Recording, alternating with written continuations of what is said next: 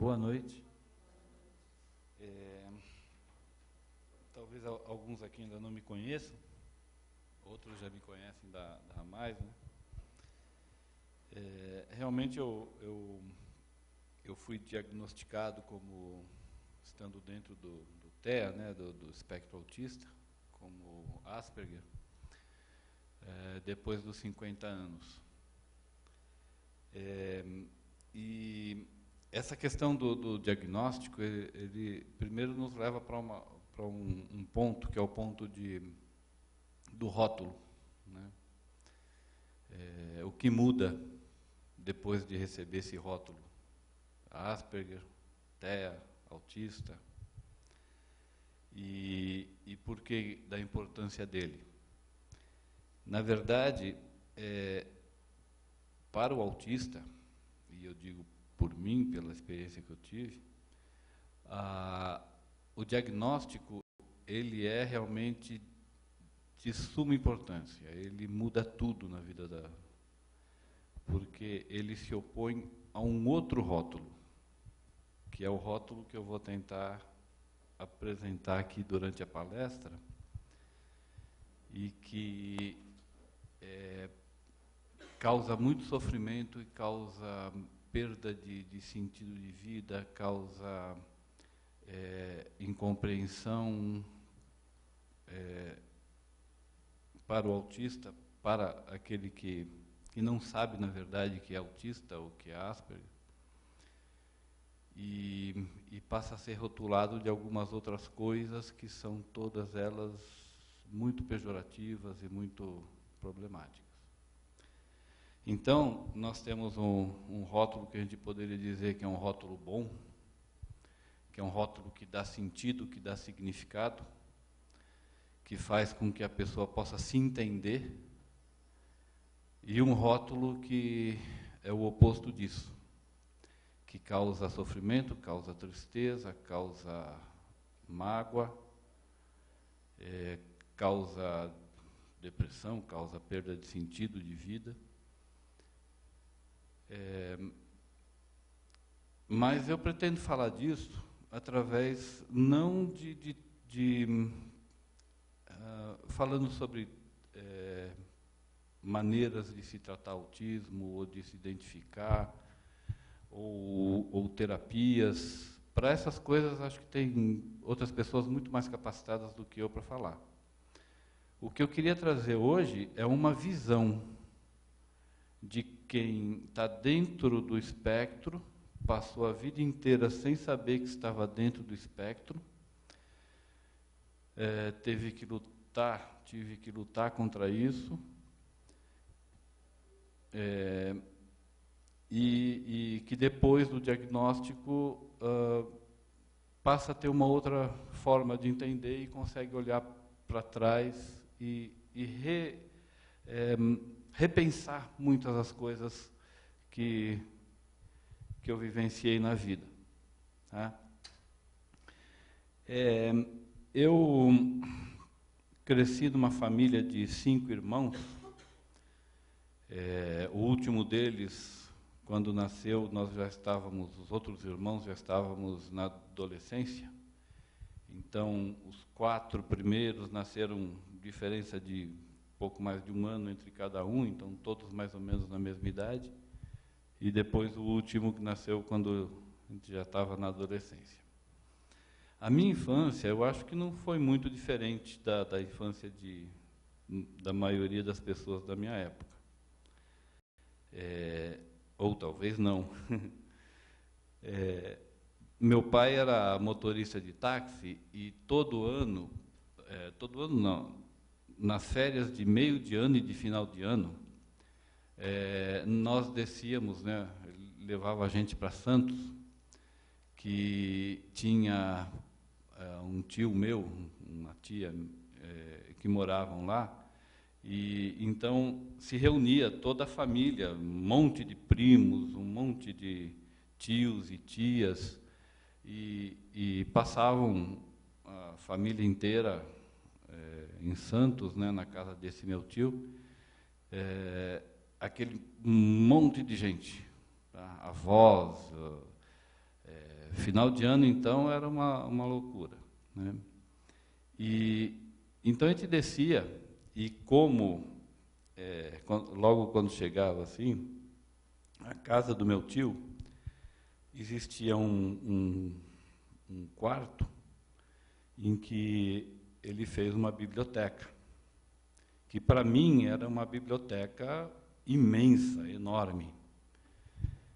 Tinha a Delta La Russe, tinha a Conhecer inteira, tinha uma coleção chamada Os Animais, que mostrava todos os animais, e tinha, que para mim era a maravilha das maravilhas, a obra completa lá, tinha o livro de Einstein, falando sobre a teoria da relatividade, tinha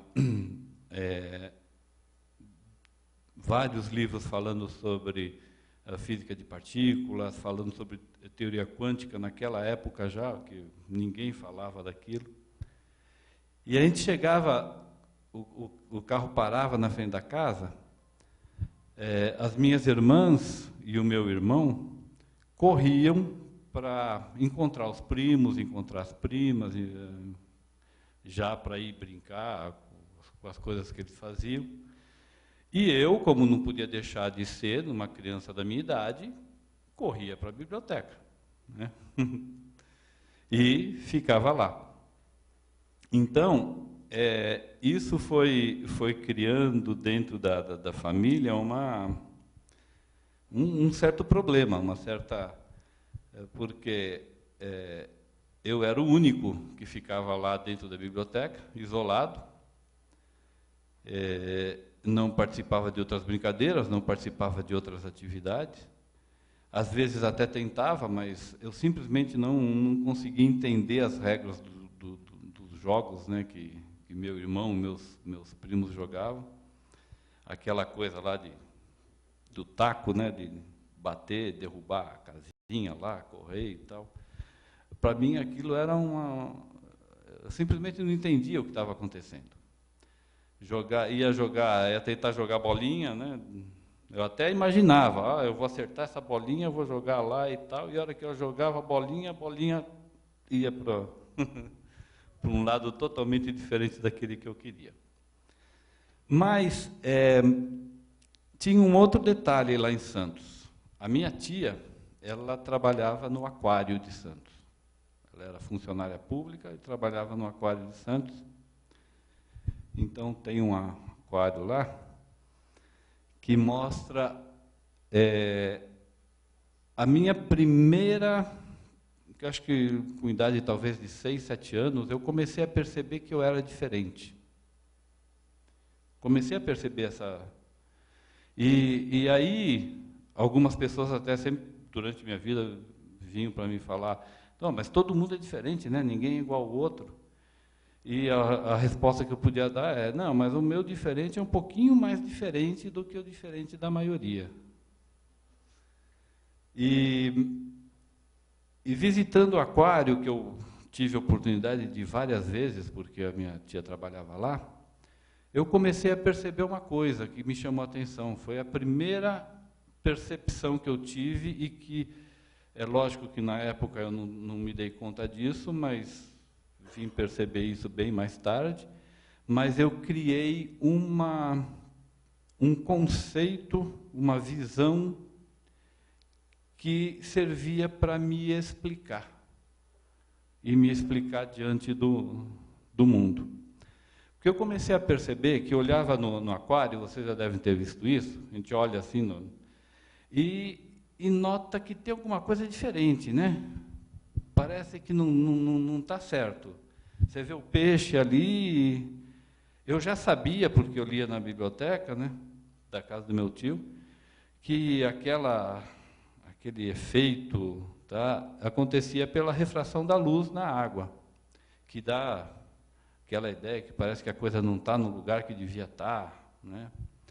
E aí eu comecei a pensar, poxa, se tem esse efeito de refração da água, de repente, o que está acontecendo comigo é que eu estou vendo também as coisas um pouco diferente dos outros. Então, se eu vejo diferente a água aqui por causa que a luz se refrata, eu não sei bem de que forma, mas eu acho que eu vejo um pouco diferente o que acontece com as outras pessoas. Como se as outras pessoas estivessem no aquário e eu estivesse fora olhando. E isso, quando eu formei essa ideia, isso já serviu para me dar um certo conforto, porque eu não entendia essa diferença. E eu não conseguia entender por que as pessoas agiam de uma forma, eu agia de outra, eu não conseguia saber, não percebia as atitudes esperadas que eu deveria ter tomado. Então, esse conceito do aquário veio pelo menos me dar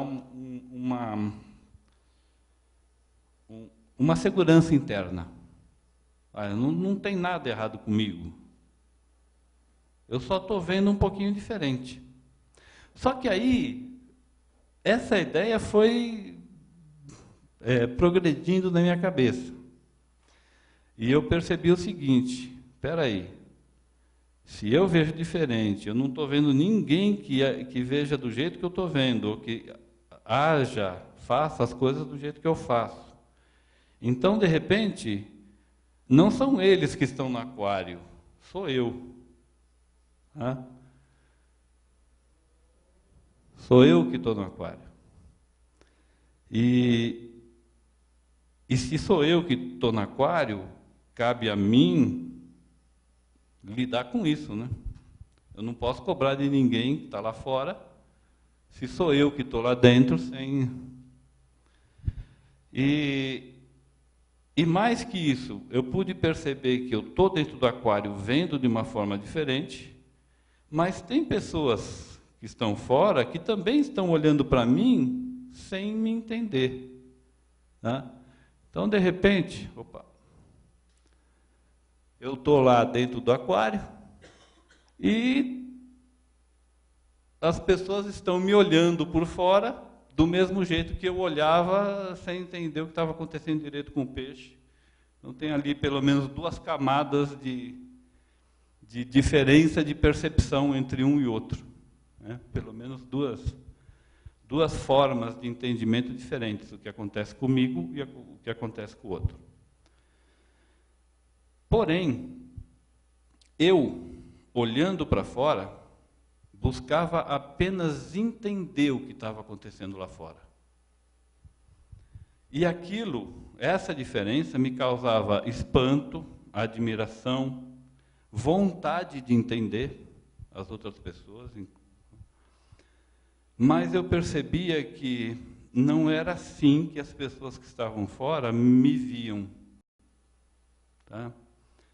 E enquanto eu só queria entender, as pessoas, inclusive parentes meus, não somente me olhavam com espanto, mas me rotulavam. Começavam a dizer: é isso, é aquilo. E aqui é que acho que começa realmente o grande problema. E aí eu faço uma partezinha para falar o seguinte.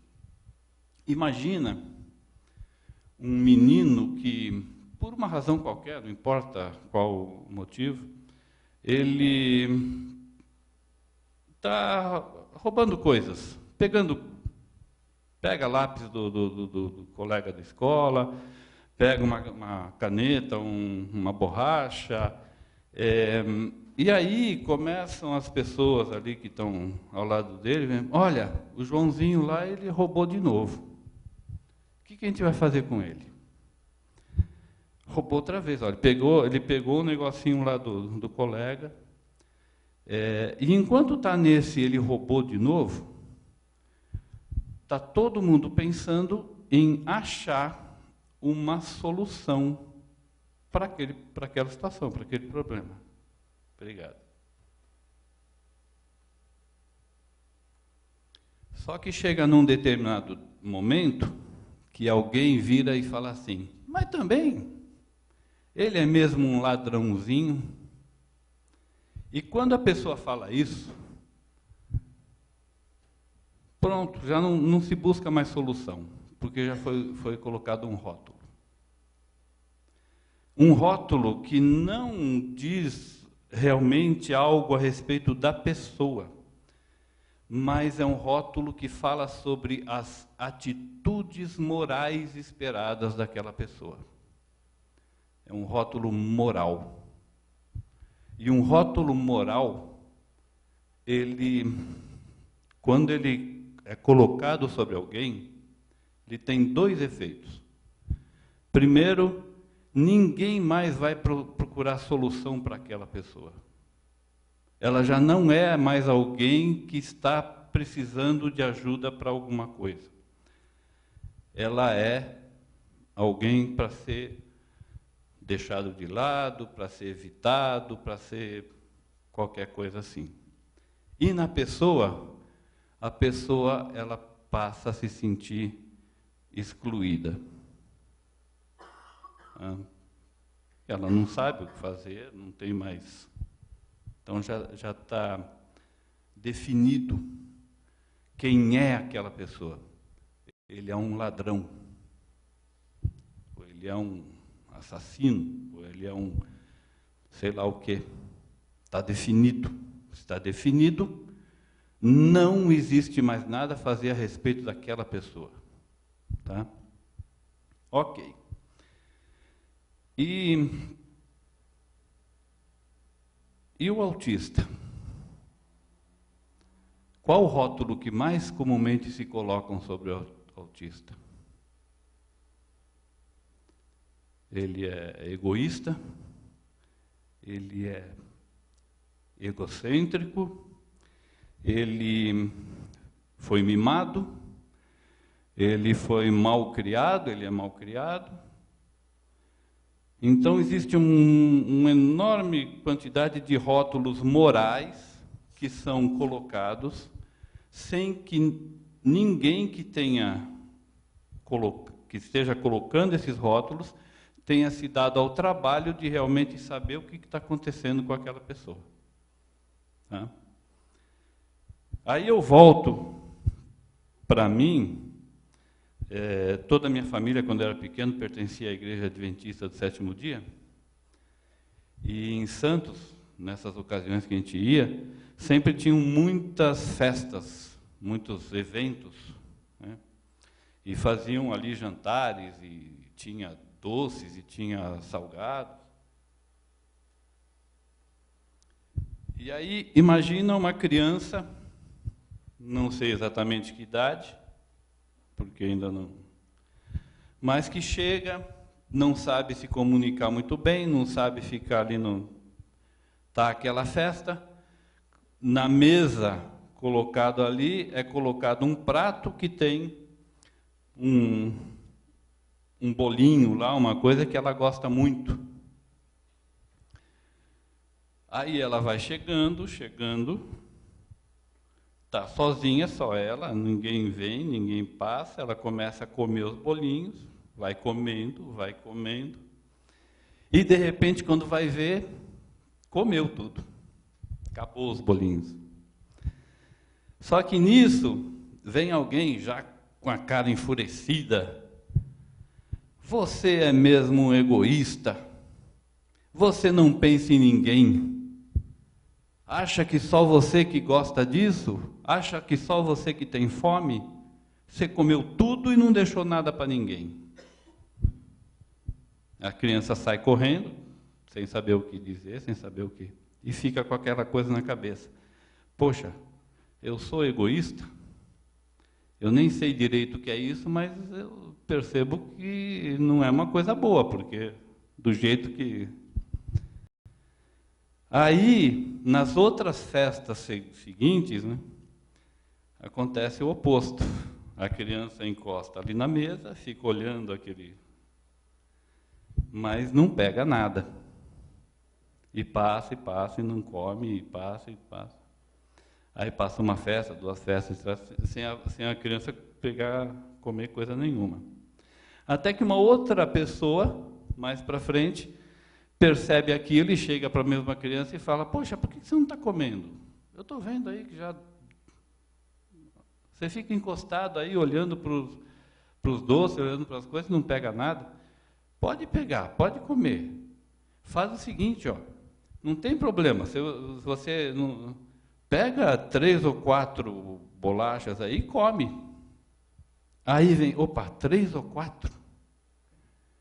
Então, se eu posso escolher 3 ou 4, eu vou pegar 4.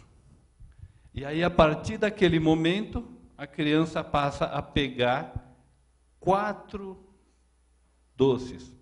Seja brigadeiro, é 4 brigadeiros, é beijinho, é bolacha, seja o que for, vai lá e pega 4.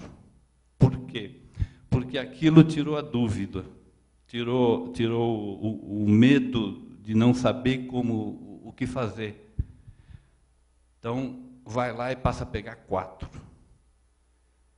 Passa mais um tempo, aí, quando essa criança já não é mais nem tão criança, chega uma outra pessoa e fala: poxa, espera aí, eu percebo já há muito tempo que eu estou percebendo, você sempre vem e pega 4 coisas. Você nunca pega nem mais nem menos. Por que isso? Aí, essa que já está quase na adolescência, fica sem saber o que dizer, porque como que ele vai explicar toda aquela história se ele não consegue nem se comunicar direito? E o que essa pessoa faz é sair correndo, sem dar nem resposta, simplesmente sai correndo. Tá? Aí fica aquela dúvida. Por quê? Porque aquela criança que vai crescendo, pegava 4, porque ela estava colocada entre 2 coisas. Ela não queria ser aquilo que o primeiro acusou. Não queria ser aquele egoísta que come tudo e não deixa nada para ninguém. Só que ela não sabe qual é o limite. Até quando ela pode pegar? Até quando ela não pode? Quando, a partir de que ponto, ela comendo alguma coisa, ela vai passar a ser uma egoísta? A partir de que ponto? O 4 veio salvar disso. A partir de 4, eu não preciso me preocupar. Não preciso pensar nisso. Eu estou protegido, eu não sou mais egoísta. Porque eu não limpo tudo, mas eu também não fico sem comer nada, porque então é 4.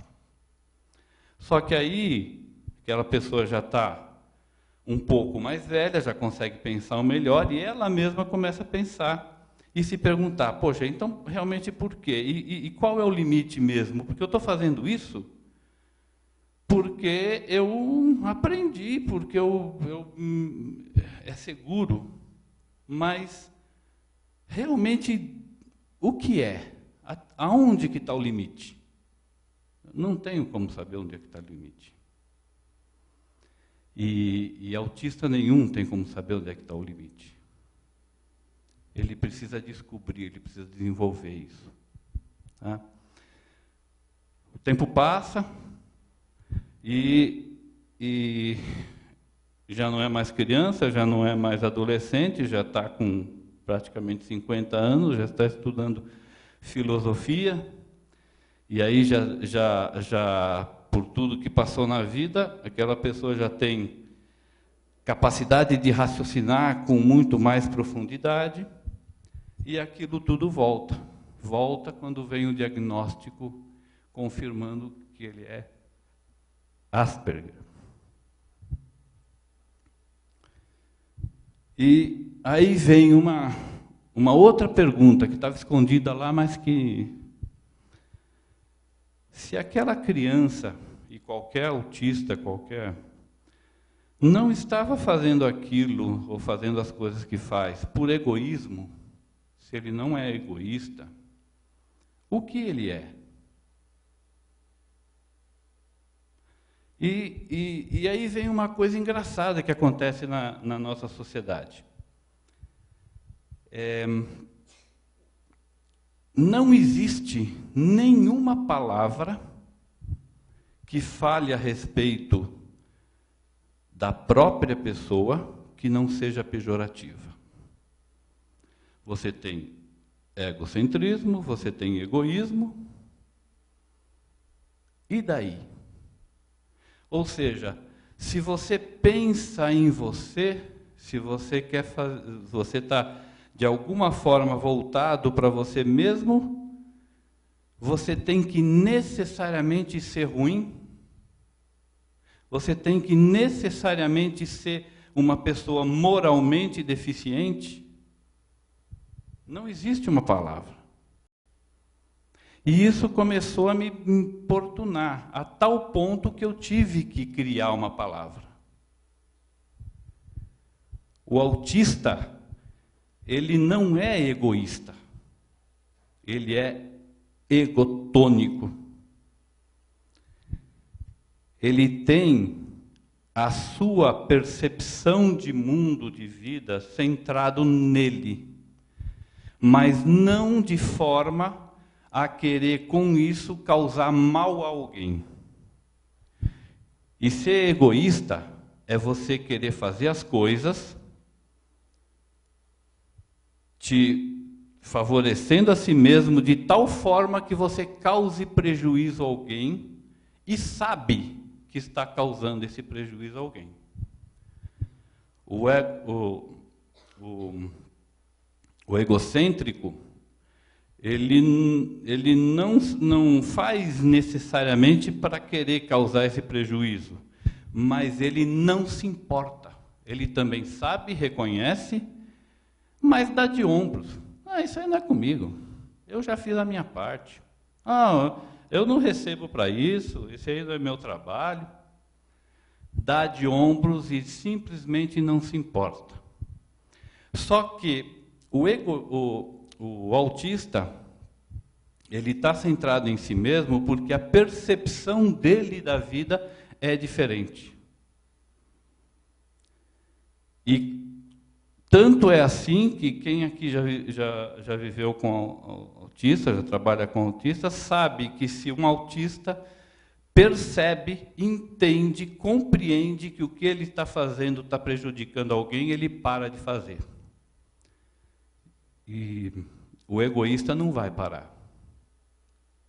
O egocêntrico não vai parar. O egoísta, ele quando muito pode tentar enganar.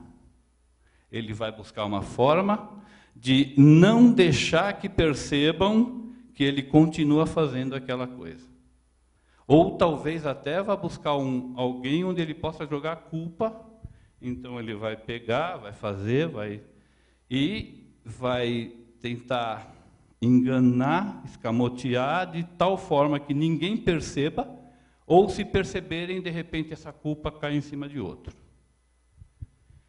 Então, existe realmente uma clara diferença entre o comportamento do autista que está centrado em si, sem pretender prejuízo do outro, e aquele que é egoísta ou que é egocêntrico e que faz consciência, com conhecimento, de que está prejudicando. E eu perguntei, sabe, por que a sociedade nunca se preocupou em identificar isso, dar um nome para isso e trabalhar em cima disso? É uma coisa que eu realmente até agora ainda não entendi.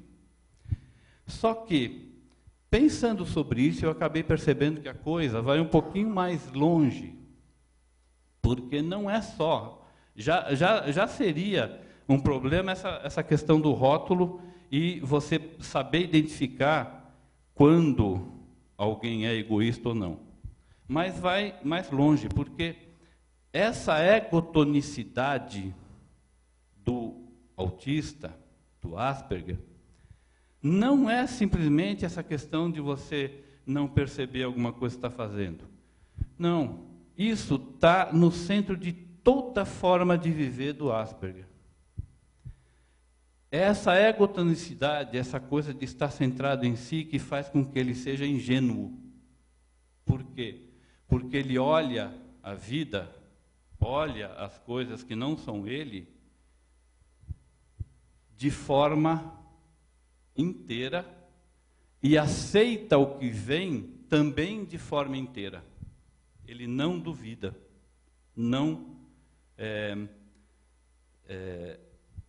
ele não questiona. Se ele não duvida, então ele vai aceitar. E ele vai ser ingênuo. Por quê? Porque ele aceita, porque ele acredita nas pessoas. Ele acredita no que é dito. Ele acredita no que é mostrado.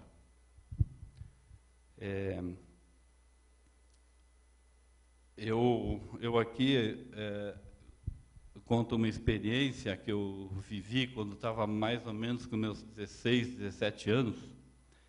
Na época se trabalhava com essa idade, né? E eu fui procurar um trabalho através do jornal. Cheguei numa empresa lá que vendia títulos de clube de campo. E eu até estranhei o fato de eu cheguei no primeiro dia, numa entrevista tal, e já me colocaram como gerente.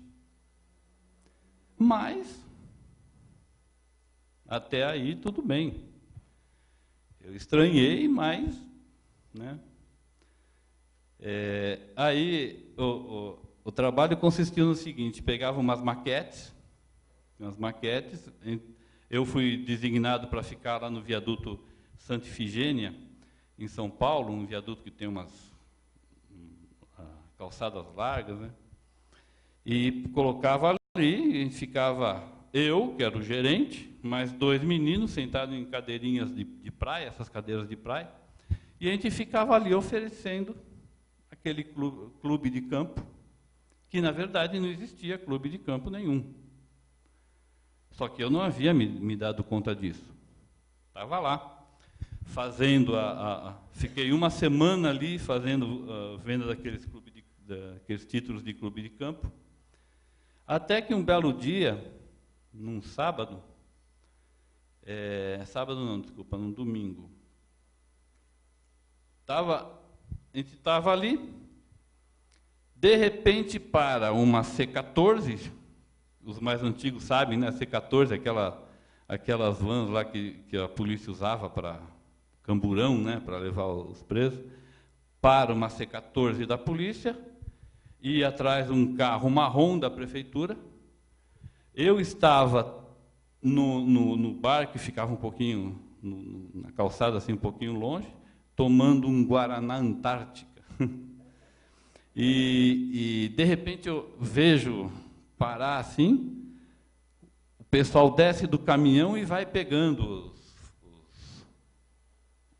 as propagandas, pega a maquete e vai jogando tudo dentro do caminhão.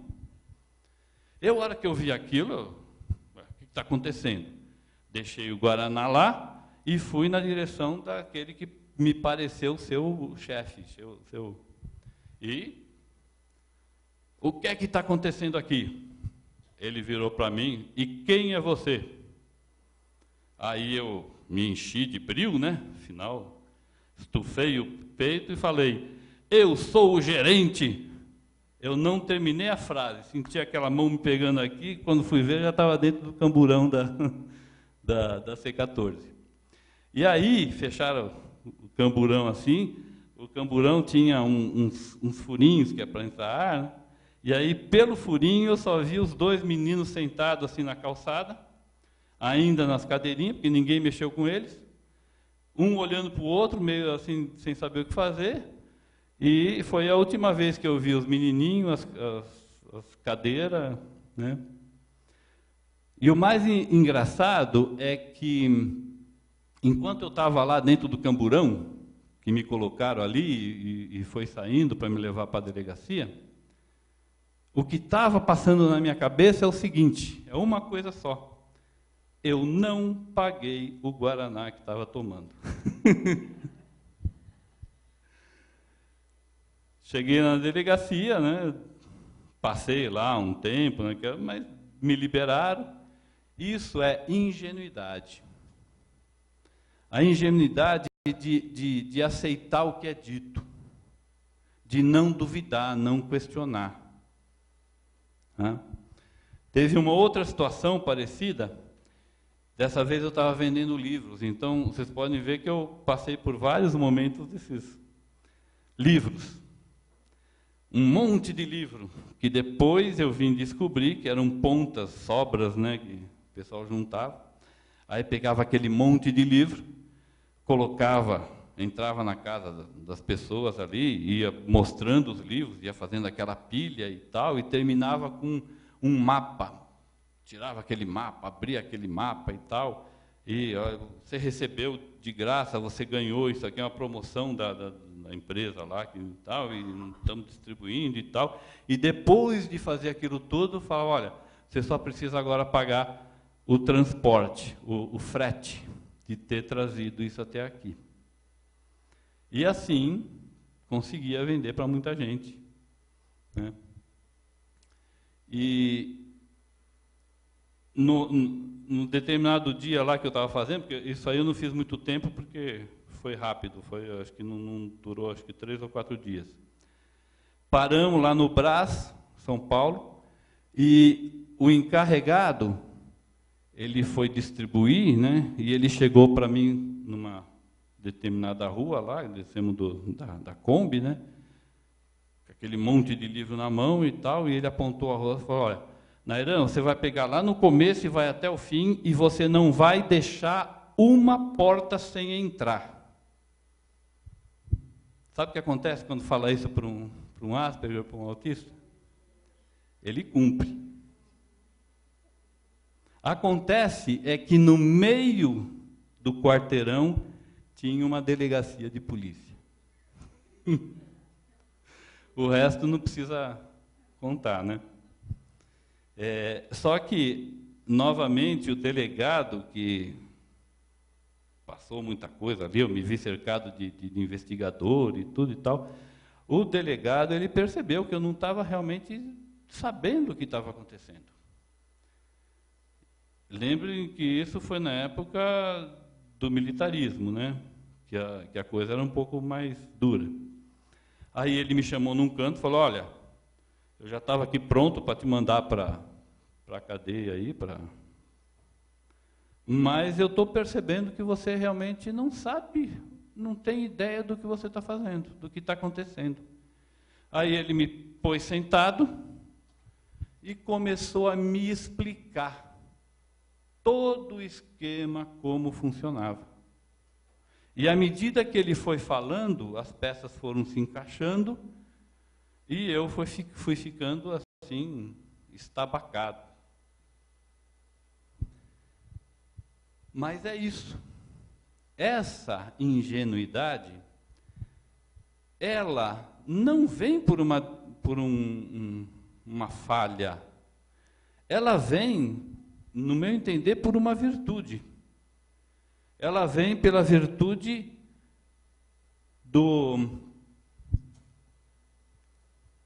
da egotonicidade.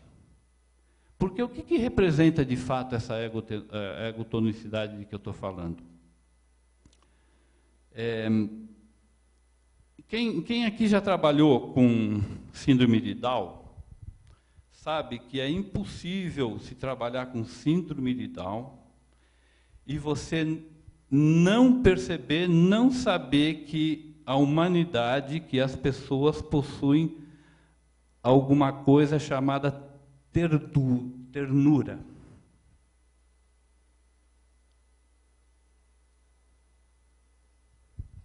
Porque quem tem síndrome de Down, entre todas aquelas coisas que tem também essa ternura.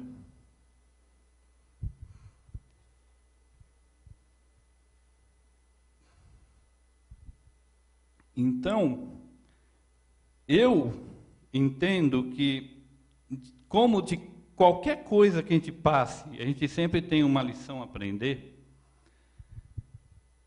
E quem tem síndrome de Down acaba trazendo para a humanidade essa lembrança de que a humanidade também sabe ser eterna.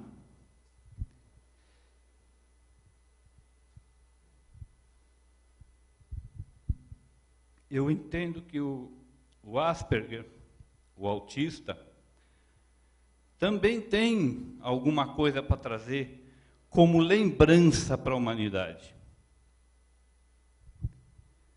Essa lembrança de que, se nós queremos fazer alguma coisa, antes de mais nada, nós temos que ser inteiros.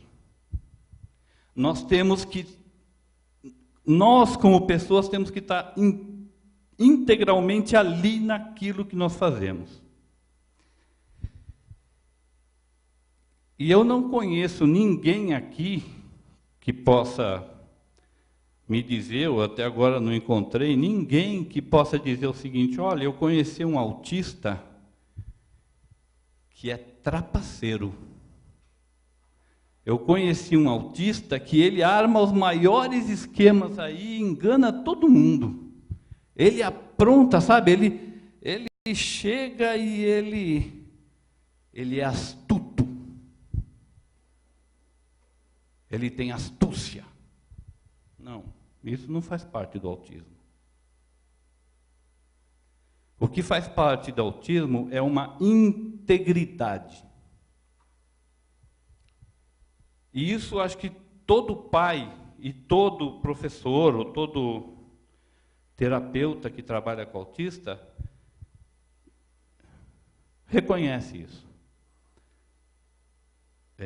Faz parte do autismo mostrar e relembrar para a humanidade que existe uma coisa chamada integridade. A pessoa tem que ser inteira, porque até mesmo quando falam assim, não, você tem que ser altruísta, você não pode pensar em si mesmo. Como que alguém vai conseguir ser altruísta se ele está quebrado? Se ele está todo dividido, se ele tem essa coisa, essa astúcia que permeia outras realidades da vida. Como? Então, até mesmo para ser altruísta, a pessoa tem que estar inteira naquilo que faz.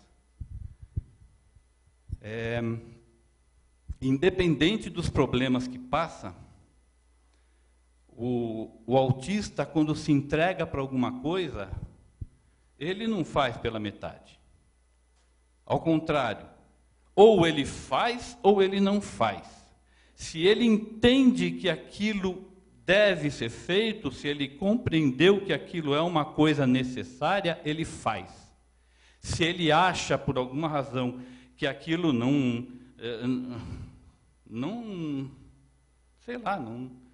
deve ser feito, ele não faz. Não adianta querer barganhar, não adianta querer vir com, trazer benefícios ou trazer punições, porque ou ele faz, se ele entende que deve ser feito, ou ele não faz. O autista não barganha com a vida. Não barganha com a vida. Então, outra coisa, por que o autista está bem sozinho? O autista está bem sozinho porque ele é inteiro, ele não precisa de outras coisas. E aqui, ele pode muito bem estar caminhando sozinho ali, vendo a vida da forma dele e buscando interagir. Porque o autista ele quer participar. Ele não quer ficar só isolado, ele quer participar.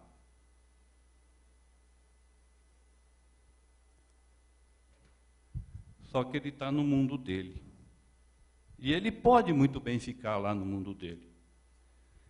Acontece é que se ele está no mundo dele, ele depende inteiramente das suas próprias forças e do seu próprio equilíbrio para poder enfrentar as coisas.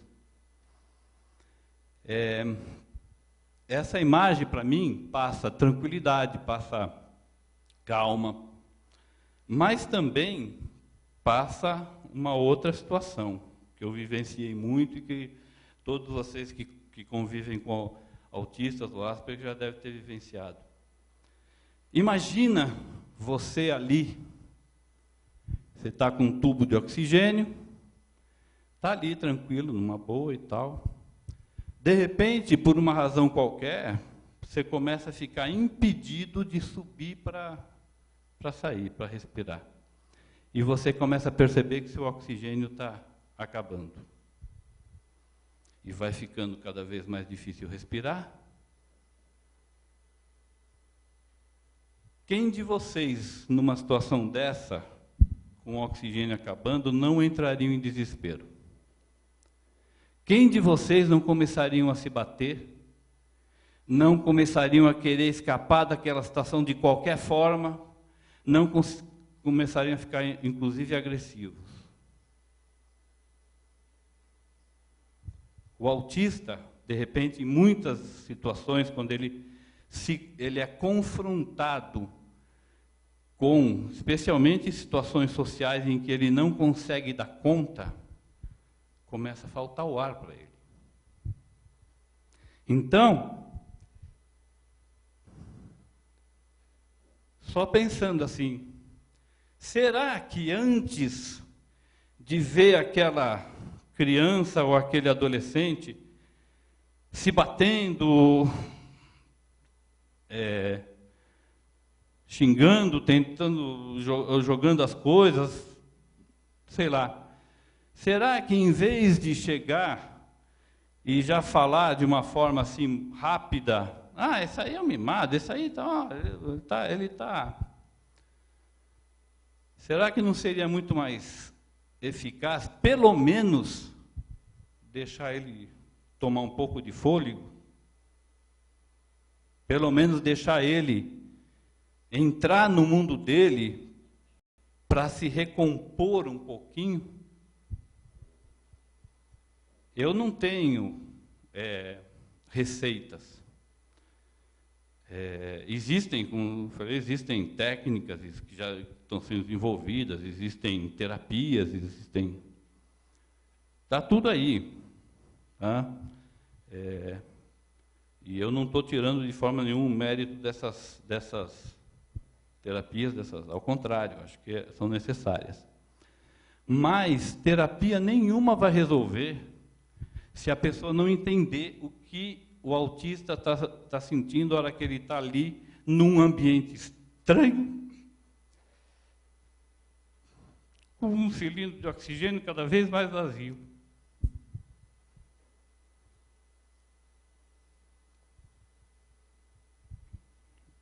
Desculpem, eu treinei para conter a emoção, mas eu acho que eu não... Mas, o que eu estou querendo aqui trazer, realmente, não tem outra forma. Não tem, simplesmente não tem. Só se resolve quando a pessoa mergulha naquilo que está diante dela. Sabe, quando está num campo de futebol, eu já passei por essa situação, porque eu nunca consegui jogar direito, mas uma hora ou outra a bola vem para você, vem no seu pé. E quando a bola vem, não adianta, você pode olhar para o lado, você pode olhar para o outro, a bola veio no seu pé, é você que vai ter que resolver a coisa. Você pode tentar enganar o juiz, você pode querer ser egoísta e trapacear. Você pode também querer ser egocêntrico e simplesmente dar de ombro, disfarçar, não é comigo, já fiz a minha parte, já fiz. Outro que se preocupe com isso. mas continua o fato de que a bola está lá. E é você que vai ter que dar um jeito nela. E você só vai conseguir dar um jeito nela se você souber quem você é.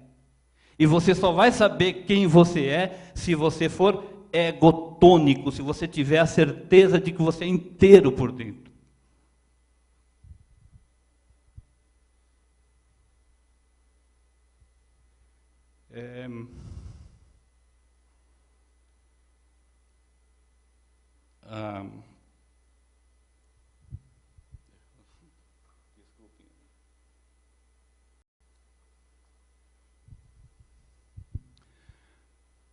Eu já tô terminando, já tô.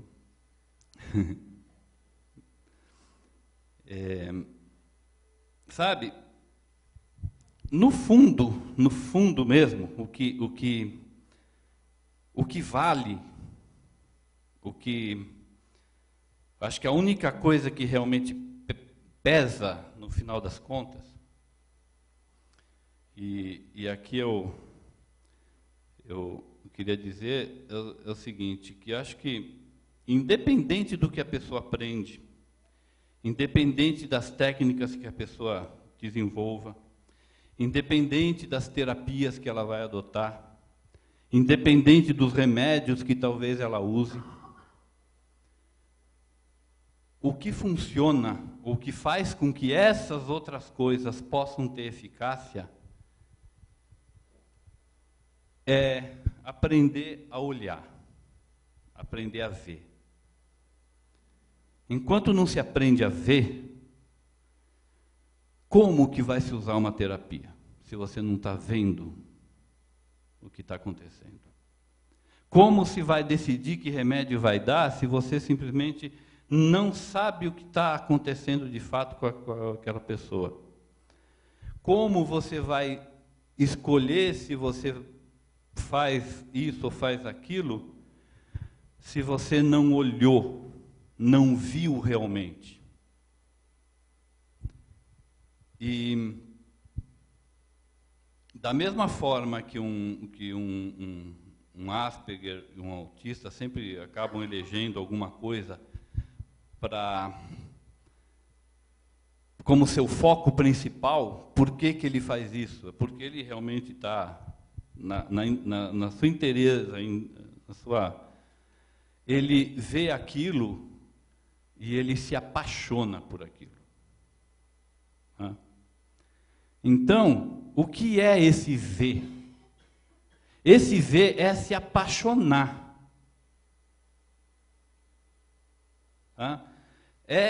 Sabe, quando você tá fazendo alguma coisa, quando chega, como falei, chega a bola no seu pé, é você se atirar inteiro.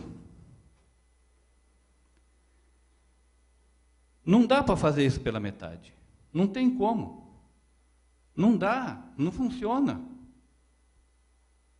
E eu não consigo entender porque nós já estamos aí, não sei, 6, 7 mil anos de humanidade, e cadê? Ninguém fala dessa questão de você, ou falam, mas acabam falando de vias laterais, né?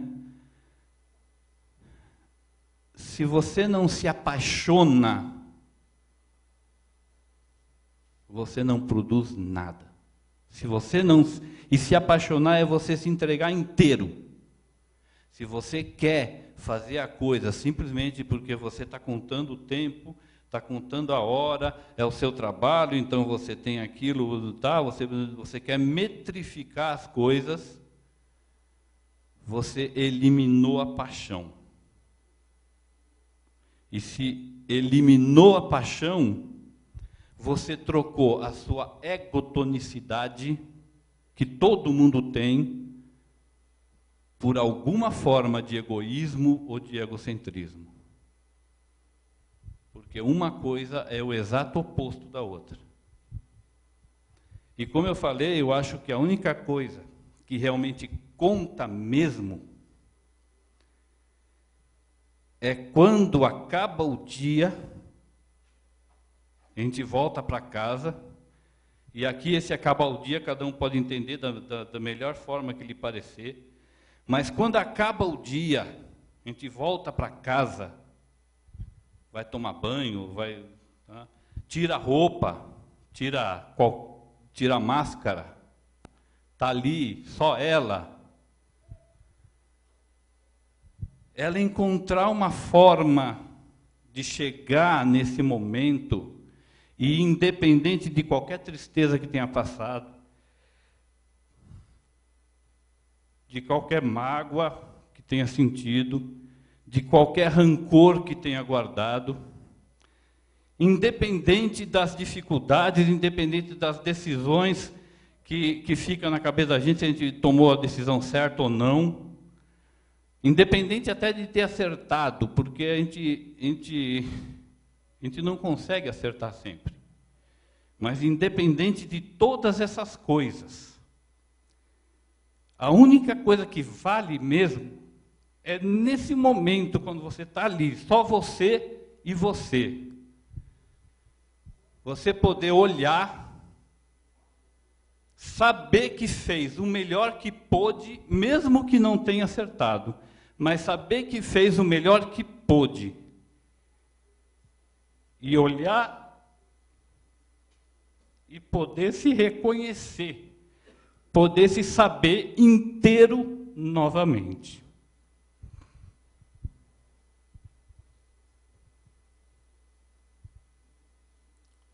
E isso só alguém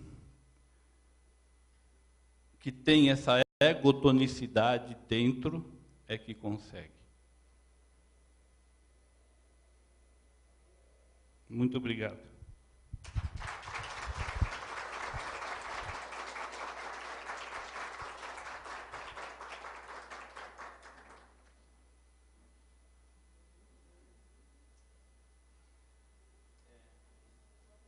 Tem um momento de perguntas. Alguém quer perguntar alguma coisa? Alguém quer? Pois não.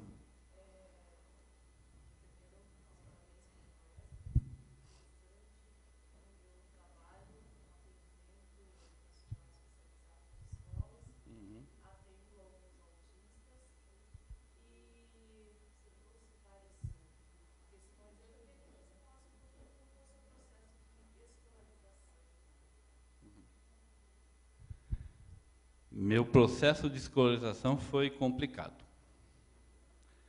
Eu passei toda a minha... Quando eu era mais novo, né, quando estava na fase escolar mesmo, naquela época eu passava por um problema muito sério, porque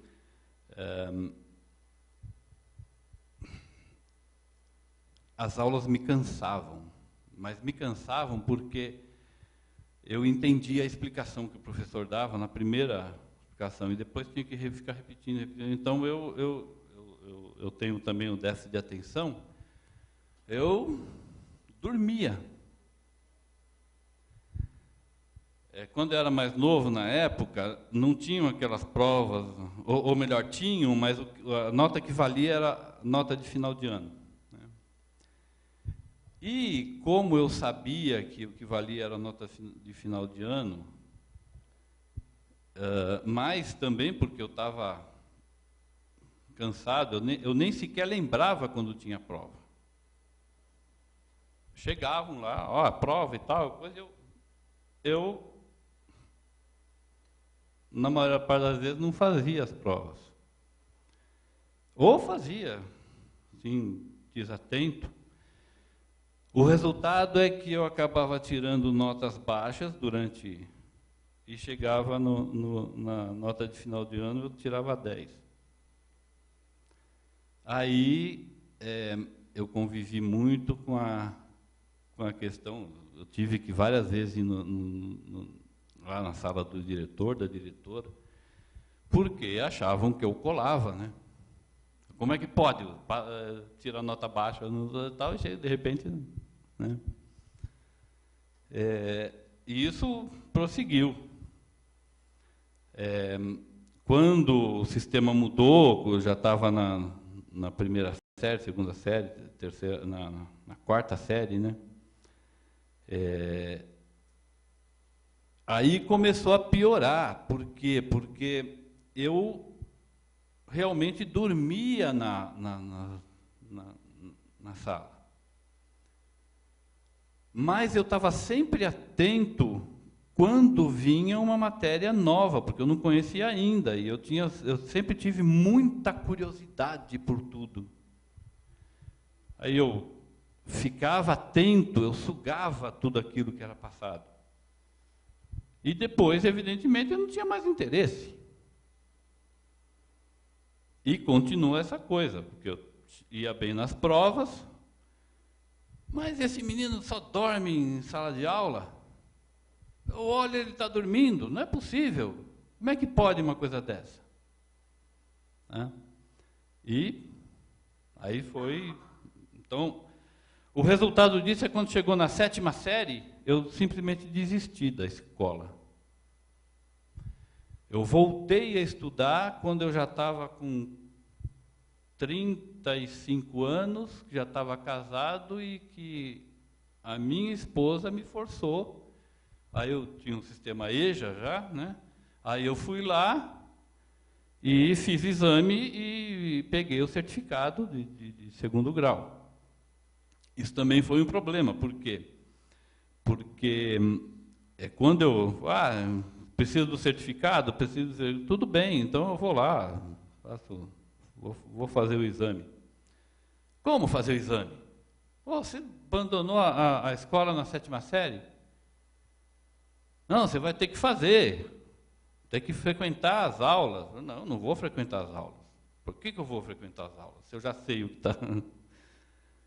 E acabei entrando em um problema sério com a minha esposa, com família, porque queriam que eu frequentasse, né? E eu me recusei a frequentar, e eu fiz a opção por fazer o exame, o provão, né? E fui lá, fiz o exame, passei, peguei o certificado e... Então, eu com a relação de estudo sempre foi isso. Eu sempre preferi estudar por minha própria conta. E voltar a estudar mesmo só agora que eu fiz a faculdade de filosofia. Então, sendo faculdade de filosofia, a coisa mais aberta, porque é o pensamento, tal, então não tinha aquelas obrigações, então, a coisa correu bem. Não sei se está respondido.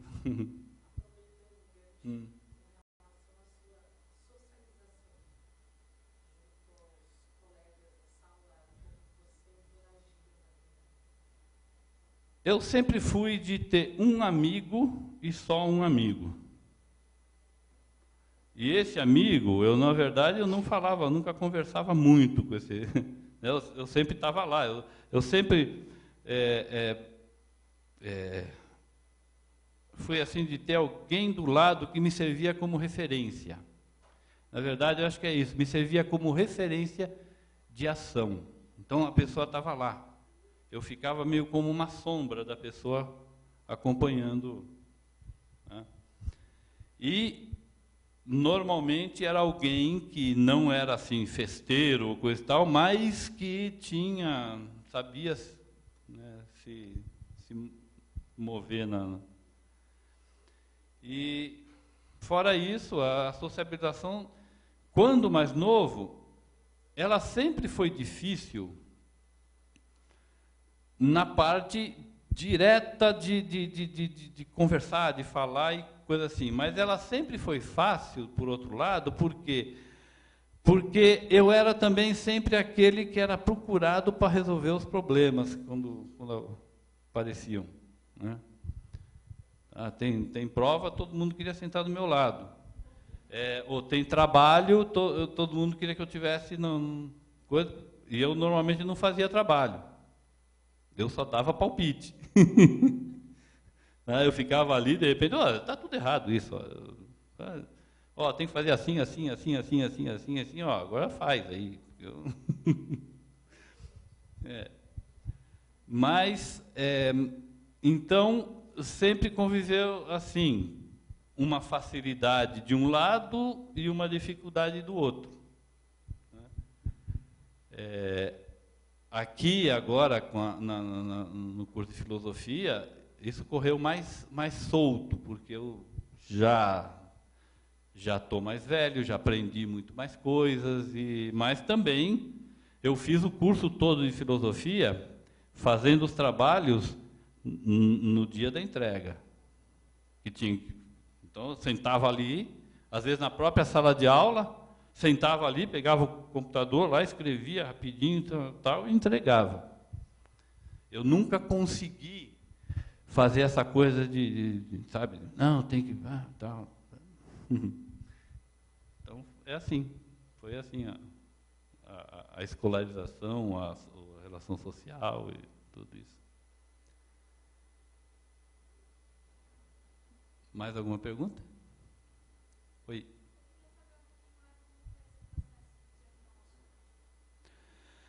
O diagnóstico foi o seguinte: a minha irmã mais velha, ela conheceu uma psiquiatra lá em Curitiba e me pagou a consulta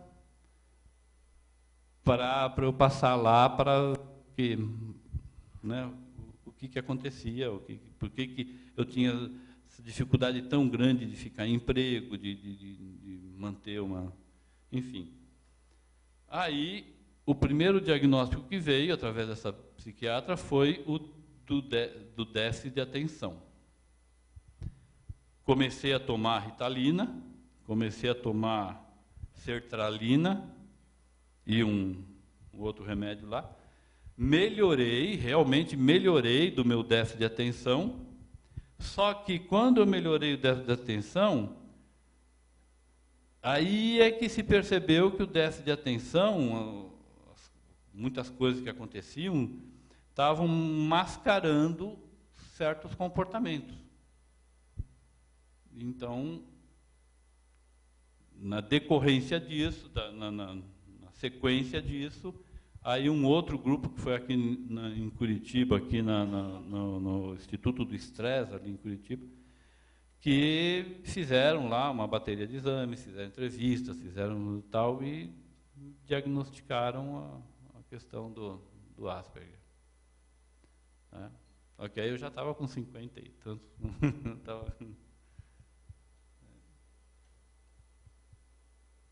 Mais alguma...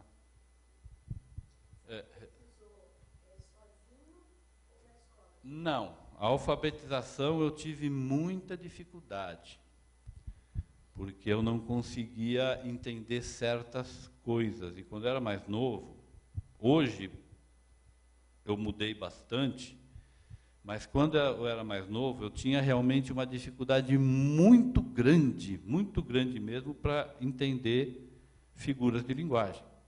Era muito grande mesmo. É até uma coisa interessante, porque eu acabei me tornando filósofo, e filósofo trabalha... né? Mas quando eu era mais novo, eu tinha realmente muita dificuldade, entendia as coisas mesmo mais literalmente. E então a alfabetização foi difícil. Minhas irmãs, meu irmão, sabe, passou assim, né? E eu fui ficando. Né? Não por repetir de ano, mas eu não acompanhava o desenvolvimento até que o que me salvou disso foi algo que eu não contei aqui na palestra, foi um pastor da Igreja Adventista, que, numa determinada idade, olhou para mim. Ele dava cursos de oratória, ele suplementava a renda dele, cobrava a parte e tal, a Igreja Adventista não via problema nisso, então ele dava aqueles cursos de oratória. Mas um belo dia ele me viu lá, foi lá, falou com a minha mãe e me passou me dar o curso de oratória que ele dava. Só que à parte, não era junto com todo mundo. E lá ele me ensinou uma série de coisas que eu não entendia e que ele esclareceu. Coisas a respeito de linguagem, impostação de voz, como você ficar, o aperto de mão, como olhar na pessoa, no olho da pessoa, e eu tinha uma dificuldade muito grande também com isso, né? Aí ele ensinou, né? Ou olha aqui no meio da testa, ou olha na ponta do nariz, ou olha na ponta do queixo. Me ensinou a reconhecer emoções das pessoas, olhando no canto dos olhos, como o canto do olho da pessoa estava quando ela estava falando alguma coisa, estava em alguma situação. E eu realmente aprendi. Da forma como ele ensinou, eu aprendi. E quando eu comecei a dominar a fala, quando eu comecei a falar as palavras, o meu português melhorou, a minha escrita melhorou, o meu entendimento da língua, da coisa melhorou. Então, foi assim, eu recebi essa ajuda, né? É claro que ele nem imaginava o que era autismo também, ele não usou, ele usou as técnicas que eu digo, é a coisa de olhar, de perceber e de se apaixonar, porque o que ele fez comigo, ele fez por ele, por uma coisa que brotou dele. Porque minha mãe não pagou nada, não tinha nem como pagar, eu não paguei nada. E mesmo assim, ele pegou e tal, e foi. E ele não dava para mim as aulas de oratória, que tinha uma sequência toda. Ele fez um programa especial para mim, digamos assim. Então, mais alguma dúvida? Oi.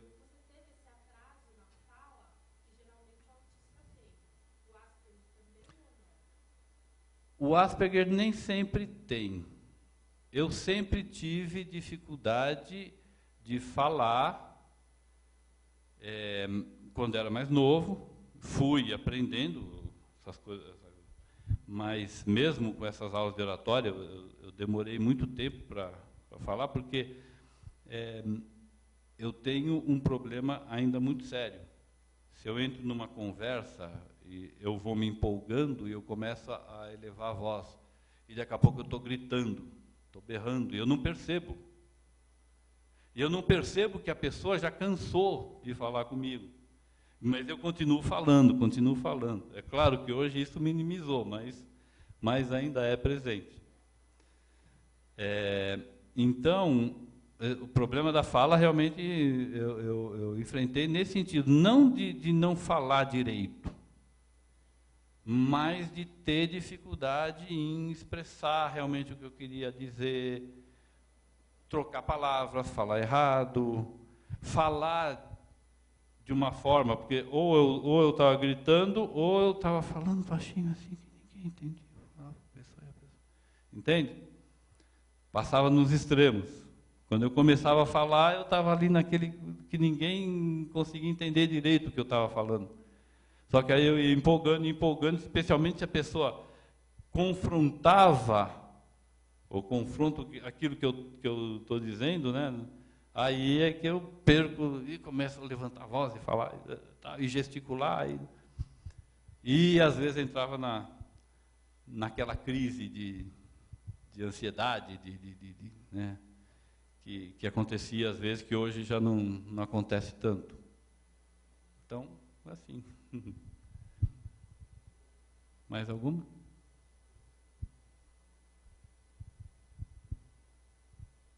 Tudo bem? Então, realmente obrigado. Desculpem aí os momentos que eu me emocionei assim fora da. Eu treinei isso em casa para procurar não acontecer, mas não consigo dominar ainda muito bem. E é isso. Espero que tenha cumprido o propósito. Obrigado.